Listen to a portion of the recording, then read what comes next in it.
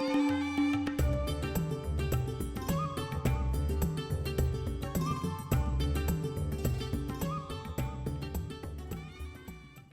students, I am Swarnalata Sharma from KV Muradabad. Today we will start a new chapter, Trigonometric Functions. In this chapter, we shall look into the introduction, angles, trigonometric functions of sum and difference of two angles, and trigonometric equations. Now, let us introduce ourselves to trigonometry. The word trigonometry is derived from the Greek words trigon and metron, and it means measuring the sides of a triangle. The subject was originally developed to solve geometric problems involving triangles. It was studied by sea captains for navigation, surveyor to map out the new lands, by engineers and others. Currently, it is used in many areas such as the science of seismology, designing electric circuits, describing the state of an atom, predicting the height of the tides in an ocean, analyzing a musical tone and many other areas. In earlier classes, we have studied the trigonometric ratios of acute angles as the ratio of the sides of a right angle triangle. We have also studied the trigonometric identities and application of trigonometric ratios in solving the problems related to height and distances. In this chapter, we will generalize the concept of trigonometric ratios to trigonometric functions and study about their properties. Thus, in general, there are two approaches to trigonometry. One approach centers around the study of triangles, which we have already studied in class 10. Other one is the unit circle approach, in which we use radian measure of an angle to define trigonometric functions of real numbers. It meets the requirements of calculus and modern mathematics.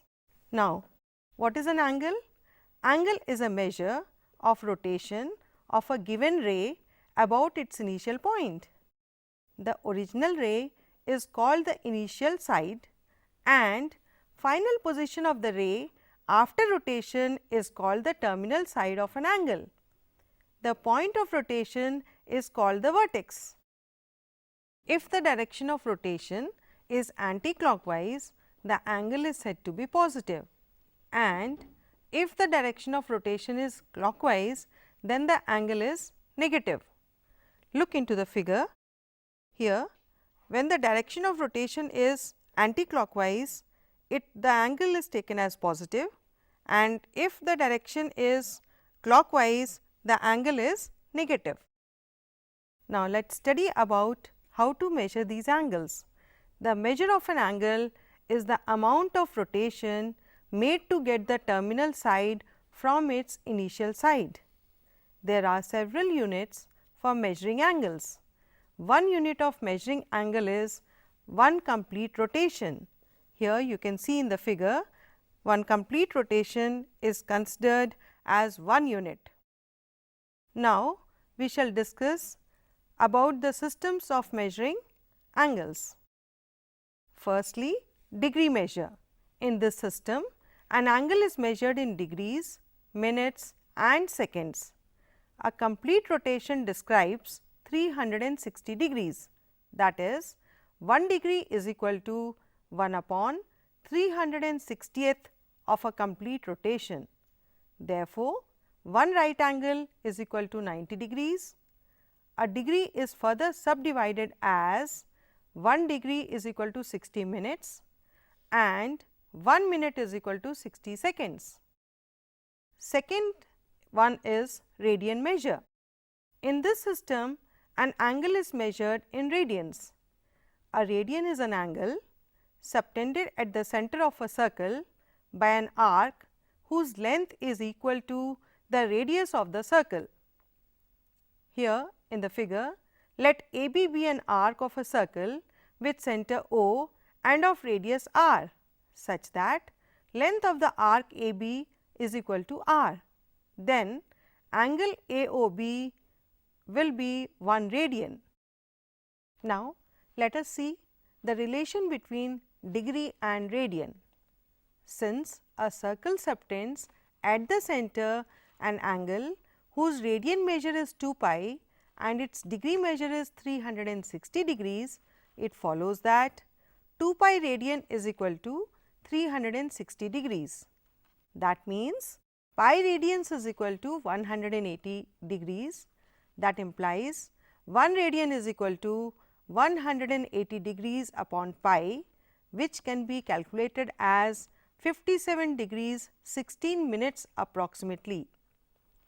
1 degree is equal to pi upon 180 radians, that is equal to 0.01746 radian approximately. Look here, we have relation between degree measure and radian measure of some standard angles. In this table, we have degree and radian. Degree 30 degrees can be written as pi upon 6, 45 degrees can be expressed as pi upon 4, 60 degrees as pi upon 3, 90 degrees as pi by 2, 180 degrees as pi, 270 degrees as 3 pi upon 2 and 360 degrees as 2 pi.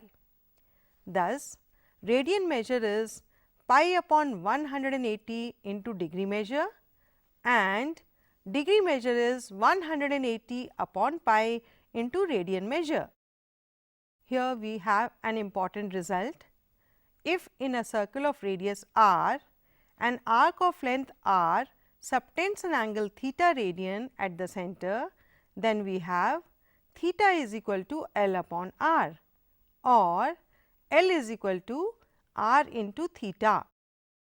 Now, having studied the relation between the degree and radian, let us solve some examples.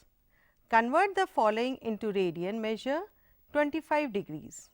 We know that 180 degrees is equal to how many radians? Pi radians.